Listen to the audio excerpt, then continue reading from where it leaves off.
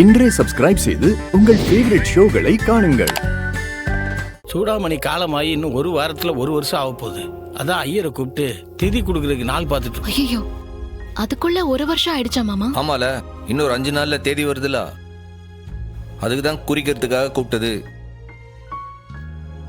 English தேதிப்படிதான் இன்னும் 5 நாள் இருக்கு. தமிழ் தேதிப்படி நாம தான் பார்த்து தவசம் பண்ணணும். அப்ப அது எப்ப வருது? வைகாசி மாசம் வளர்பிற சதுர்த்தியில உங்க அம்மா கைலாசம் போய் சேர்ந்திருக்காங்க. அதே வைகாசி வளர்பிறை சதுர்த்தி நாளைக்கு தான். என்ன சொல்லுதீங்க? நாளைக்கேவா? என்னல நாளைக்கு தான் நீங்க திதி கொடுக்கணும். ஆனா தேதி தள்ளில இருக்கு.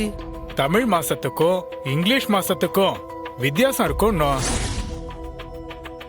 நல்ல வேளை இன்னைக்கே என்ன கூப்பிட்டு நாள் கேட்டேள். நாளைக்கு தான் திதி வர்றது. என்ன பண்ணலாம்? அப்போ இவரு என்ன நாளைக்கே பண்ணுங்காரு? ஆமல, அவர் சொல்றது வாஸ்தவம் தான். தமிழ் தேதினா கொஞ்சம் அப்படி இப்படி தான் வரும் நாள்.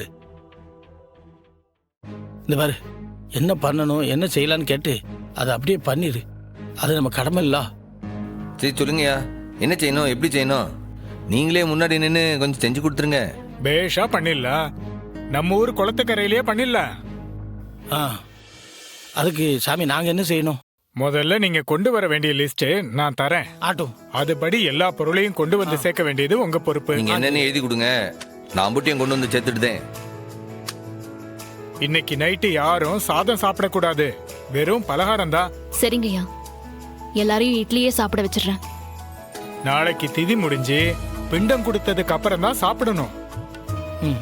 முக்கியமான ஒண்ணு, நீங்க வர்றப்ப வெறும் வயித்தோட தான் வரணும். சரிங்கய்யா, அப்படியே வந்துடுதோம். பொண்ணுங்க தலை குளிச்சுட்டு வரணும். இந்த ஆத்து மாட்டு பொண்ணு உப்பு போடாம பச்சரிசி சாதம் பண்ணி ஒரு சின்ன பாத்திரத்துல கொண்டு வரணும். அந்த சாதத்துல தான் எள்ளும் ஜலமும் விட்டு பிண்டம் பிடிக்கணும். கொண்டு வந்துற சாமி. சரி இருங்கோ, நீங்க கொண்டு வர வேண்டிய லிஸ்ட நான் எழுதி தரேன்.